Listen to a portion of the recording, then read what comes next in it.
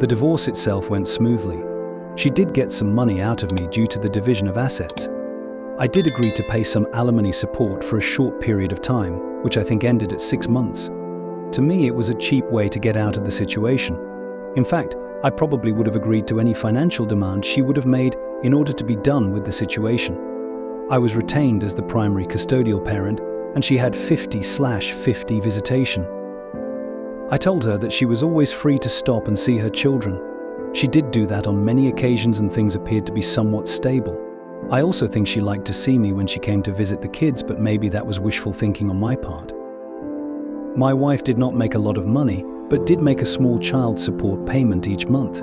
To her credit, she did her best and never missed a payment when it came to her children. In retrospect, there is no doubt in my mind that my wife was going through some type of personal crisis due to the miscarriage and the aftermath of it. I am not some great prize, but there is no way my wife in her right mind would have done what she did. But I was powerless and there was not much I could do. The day we signed the divorce papers to make it final was surreal. Things had been amicable, but it was still tough. We met at her attorney's office, and it was a sad affair for me. I was saddened that she seemed so happy about the situation, and she was there with her dirtbag boyfriend. She almost seemed giddy about it, which really shocked me. We had been together for many years and had a family together. This was the only time I ever felt like she disrespected me during the whole divorce, but I let it roll off because there was nothing left to prove. The marriage was over, and we needed to move forward. When I signed the papers, I did see some regret in her eyes. I do think she had a look of shock on her face since I remember what I said to her. I had thought about it and had already decided what I was going to say. I must admit that I am proud of what I said and how well it came off. I am not an actor, but on this day, I did have a flair for the dramatic. I had written it down and practiced it until I had it down, and this is what I said. ... I am, of course, sad about this. I thought we had a good life and were a good team. I apologize to you if you think I failed you, because I was not able to bring you the happiness you wanted and you thought somebody else would give you a better chance at happiness. I do think the miscarriage had a lot more to do with this than we realize. When tragedies take place, people either get closer and stronger or there is separation and loss. I am sad and find it ironic that what should have been a happy experience for us is what destroyed us in the end, but that is in the past now. I want you to have a happy life, and we can work together to give our kids the happiest and most stable life we can. The room was quiet when I said this. Her face looked stark white, and I did see regret in her eyes.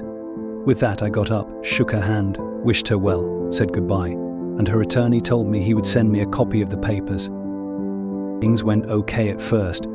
She was living with this guy, but within several months chinks began to appear in their relationship. He apparently drank too much, was pretty much shiftless, lived off his family, and really was not much of a man. He also apparently had a wandering eye and was already lining up his next conquest.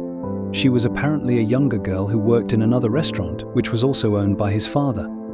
Of interest is that I continued to order food from the original establishment. The owner would always greet me when I came in for my order, and always had a look of embarrassment on his face.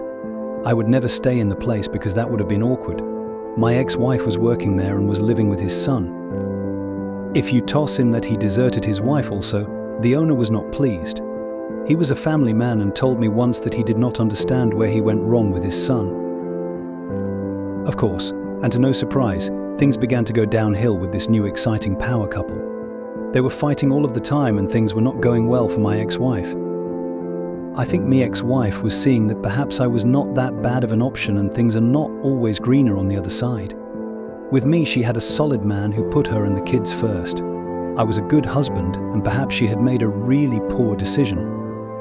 She did call me several times to lament about her life, but I told her that I was not the person to talk with about this. She answered that I had been her best friend and she could always talk to me.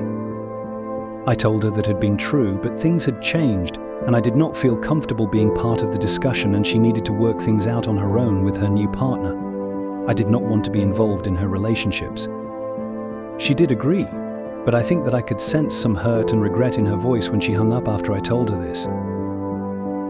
One night she had the kids over at her apartment with her dirtbag boyfriend to have a sleepover and watch some movies. That evening I had an upset call from her. Apparently this guy had drank too much and was frustrated that the kids did not want to watch one of his shows. I am not sure what the show was, but the kids apparently had no interest. So, he got mad and slapped my youngest daughter because he thought she was being snotty. This was a hard slap and left a mark on her cheek. So I get a call and went right over there. My first inclination was to call the cops, and maybe I should have. But I did go over there to get my kids. I took my kids and left. I told him that I heard anything else from him about this, my next call would be to the cops, and then he would have real trouble. I do admit that I got some pleasure out of telling my ex-wife ... and so this is what you left me for. She did not say anything but did hang her head. I think she was ashamed at what had taken place. I am not sure if that meant she regretted the divorce, but I do think she realized what she had done and was regretful. Lo and behold, later that night I get a knock at the door and there she is sobbing and was very upset. I did let her come in and she told me that she had broken up with her boyfriend and wanted to come home. Now I thought long and hard for several minutes and told her that I loved her and we had history, but I could not do that. With everything that had taken place, I did not think it was a good idea for her to come back, and there were just too many sad memories. I would never have left the mother of my children alone on the street. She did come in and she did call their parents. I took her there to stay. My former father-in-law met me at the door and thanked me. He told me that I had always been a good man and a good husband. He appreciated that I had put the kids first and did look after the safety of his daughter as my ex-wife. I did tell him that I would always love his daughter. Maybe things did not go the way we wanted, but I would not let harm come to her. To this day, I am proud of what I did on this night and what I decided to do to protect my kids and in the end my ex-wife. She lived at her parents' house for about a year until she could back on her feet. She did get a good job and moved into her own place. She was always a good mother, and her old vitality and spark returned. It was not perfect, but there was some sense of normalcy. She did have a string of relationships that did not go anywhere, and I think she was taken advantage of several times. Several times she would say to me that I was the best relationship she ever had and nobody else could compare. Maybe that was a lot of cheap talk, but I did like to hear it. All that being said, nothing romantic happened again between us and I retained a cordial and respectful relationship with her. I could have been with her again if I wanted but would not take that step. In my heart I wanted to, but was basically scared of being hurt again. During this time I had dated several women, but nothing serious from the relationship perspective. Several of them wanted more from me, but I was not going to go there. I was focused on work, my kids, and had really no interest in another marriage or a long-term relationship. There were just too many bad memories and I decided that going solo was the best route for me. The years did fly by. My kids did well, attended college, had good careers, got married, and started families. I would see my ex-wife at family events on a regular basis. She would always ask me if I was seeing anybody, and it would always come around if there was still a chance for us to get back together. I always told her no because in life some things stick, and you cannot go away from them. She would always look sad and told me that her decision to leave me was the worst decision and mistake she ever made. She told me there is not a day that goes by when she does not think about what if. She also told me it was especially hard for her at events like weddings, birthday parties, and other family events. She told me that the toughest days for her from this perspective was at the funerals for her mother and father when they died. She was greatly saddened when she saw me there, but I was not there as her husband and partner. She knew that I was a strong man and good husband to her. But on these days she felt alone and had felt great regret. She also felt this way at the weddings for both of our children. She thought they would have been great days that we would have shared together. She asked me if I ever felt the same way. My answer has been that the experience was sad for me, but I decided to move forward and not look back. I always felt that her regret was ironic since she was so sure that true happiness was with a new boyfriend.